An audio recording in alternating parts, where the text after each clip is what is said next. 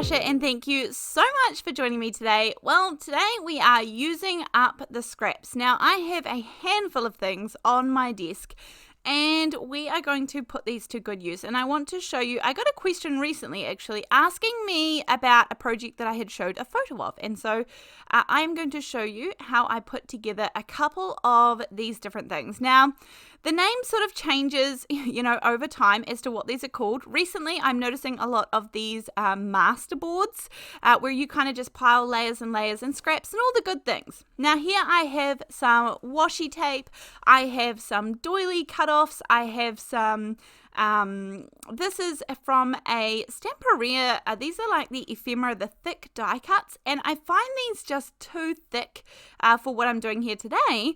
But if I use my pokey tool and I just get some of these layers peel apart really easily, as you can see, and then actually I can get this down to almost a paper thin piece here, and again they pull apart nicely, so I'm not ripping anything, and that is much easier. This here is now a definitely little, flexible thin piece of paper rather than the thick sort of cardboard chipboard, sort of piece that it was before. Now we may even be able to use this piece, so actually I'll keep this middle piece as well. That could be good. But I just have an array of things. I also have some little, I think they were wallpaper samples that a lovely, beautiful subscriber sent in to me. And these are also going to help create a good base. Now, I always do this on some really thin copy paper.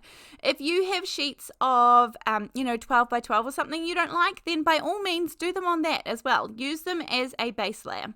First of all, I am going to rip these ones. These ones are bigger. They're, a bit too big for what I need. I don't want too small. Actually, I start off thinking I'm going to cover this entire sheet here with you guys, but I don't really need to. I end up doing about 2/3 of the page or so, and you'll see how it just sort of, it just happens. I'm using some art glitter glue because I'm okay if this glue dries super fast in between the layers. You can absolutely use a glue stick. You can use, whatever you are comfortable with is probably going to work for this technique. Now, really here, the idea is to not think about this. Don't think too much about where you're putting things and if they match. I knew that I wanted this one to be all torn edges, so you'll see that if things have a straight edge, sometimes I will tear them off and make sure that they have the torn edge look. I liked that crown there on the piece of book page, so I ended up tearing that into a separate piece, and I will pop that on as well. And then I just spread them apart so that really nothing, alike is right beside each other. I just tore up pieces of this washi tape, so this was ready to go. Obviously, this is in fast forward. This is faster than what I can actually create it, but it is great for sort of mindless crafting almost, when you sit down and you're like, I'm not sure what I want to create today. I just know I want to be crafting, and that is good for my mind and soul. And so sometimes that's what I do, or I've got a particular pile on my desk that's building up and I'm like, right, I have to do this. I have to move on these.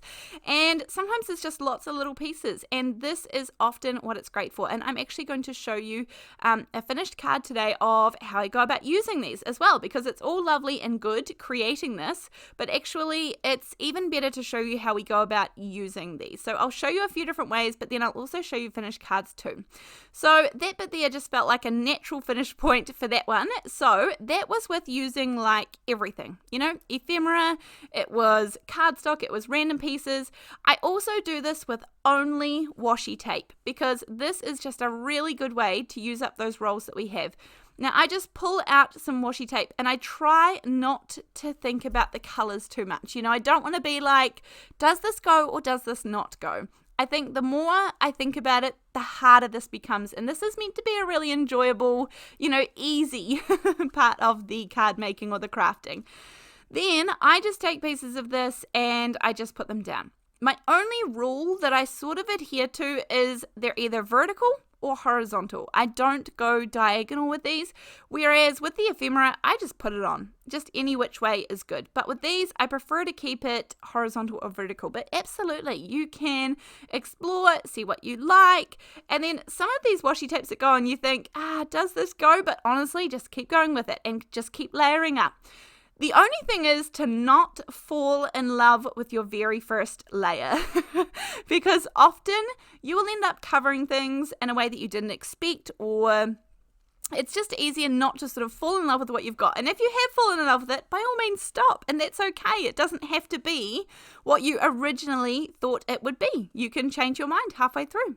I add a little bit of gold washi tape on top here, and what I love to do with washi tape most of all is die cut things from this, because that really seals in the washi tape. Now if you want to, you can also add a thin layer of matte medium on top of this so that none of your washi is going to roll up.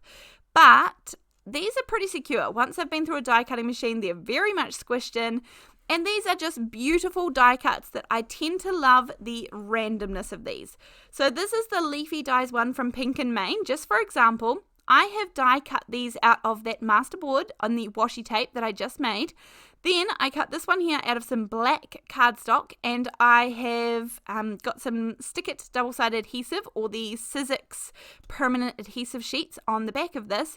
And then I'm going to put this on top of this here. These two dies come together. I have so many videos on my YouTube channel using this one die. This is a definite favorite of mine. This was a great investment, and this one layers up, and actually just these are great pieces, focal pieces that you can put to the side and be able to grab and go when you create something. And I mean, you can hardly, no one looks specifically at the colors that are in the background. It just looks random and beautiful. And then I made a whole lot of these and I really love them. And then actually I saved some of the first masterboard because I've got another plan that I want to show you guys with that today. But this piece here, and then when I put these two die cuts on top of these, look how beautiful these stand out. And actually, that on that background looks stunning in itself. So that would be a great card front. But I just want to show you a couple more options. So those are gorgeous, but I'm going to put them to the side. And then I'm actually going to take a little piece of this, not the whole thing, just a little slice from the side. And I have a die that I want to use. Now, this die is basically the same as every other foliage die that is out there. Having a good foliage die is a good investment. As I said, with those Leafy dies one from Pink and Main, they are larger for what I needed than this, but this one here is actually the Simon Hurley. It's the Hello Foliage. Now, it has been discontinued. You might be able to find it, but as I said, there are lots and lots of foliage dies out there, and this was just the perfect size for what I needed. So I know that you guys don't mind that it's discontinued, even though it can be a little frustrating, but, foliage dies are a dime a dozen, and there are lots of good ones. Now, I love the look of this just die cut out of the masterboard. So that was where I was kind of aiming with this, and we just need to do a few things. So I think I wanted to have a gorgeous brown background poking through the background, and I wanted it to be lifted up. So I have some vintage photo distress oxide ink here. Just a brown ink is good. You could use brown colored cardstock. That would work beautifully too. I don't happen to have any, but that would work, and so I make my own. Then I have 3 of these die cuts. Now these were from previous projects of mine. And I'm actually going to just use these instead of foam tape. And that does mean that all those little bits in between the leaves, I don't have to work to get little foam tape in there. So that was really the main reason of this. I did cut them to be nice and skinny from the background that I had already die cut them from previously. And that way I was able to layer these up to create the dimension without having to get in there with those tiny bits of foam tape. And there's still a gap down the side, but I will use actual foam tape just for that one line down that right hand side there. Then when I have got the dimension that I need, I just add a little bit of the matte medium glue into all those little branches, and I'm going to back this with a piece of brown vintage photo cardstock that we created. Now you could have a whole lot of fun here, because I think even like a gorgeous navy blue or something poking through here would be stunning as well. You could do a bit of a fade or a bit of an ombre. I think that would look gorgeous, but I've gone with pretty plain brown. Now I just want this to be, I don't want it to be able to see it from the back, but I just wanted enough to be able to cover the background of that gorgeous leaf. Then I have a piece of actual lace here, like a lace trim, that I'm going to add on just to sort of soften the look of this. I add some art glitter glue because I know it's going to dry nice and fast but be very secure. And I just put a whole line down there, and then I will cut off the edges. You could probably wrap this around, honestly, but I didn't want the bulk of doing that, so I just cut off the edges. And I always add a little dab of glue to each end just to know that it's not going to, you know, unravel or something silly like that.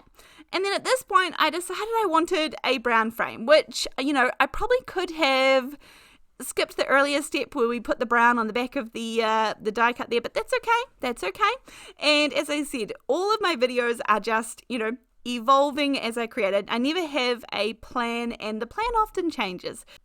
Before I put that down onto my little matting layer there, I'm just going to add that foam tape down the side that we talked about earlier on. I was going to double it up, but changed my mind. I only needed one layer of the 1mm so that it would meet the layers of cardstock. So that was perfect. Then I add a little bit of liquid glue to the back of that cardstock where I added the layers, and this will go onto our little framing piece. So yes, it kind of did the first step I didn't need, but that's okay. Still looks fine, and no one's going to know. Then I love these. I'm really enjoying these sentiments at the moment. This is the Simple Vintage Essentials, I think. This was a great sticker pack to purchase. I am loving this. It was a great price point, and not only can I make my own sentiments, I've used this in lots of videos already, so if you want to see more, there's definitely more. And I'm just going to pop this down the bottom of my little piece of foliage die there, and it's going to tuck in under that lace just a little bit. Be your own kind of beautiful. And I love that little, you know, just that little different saying, the different sentiment. Pop this on my card, and actually I'm going to leave the white space on the other side of the card, but do you think I could decide left, right or center? Where should I put it? I went with the left and was pretty happy.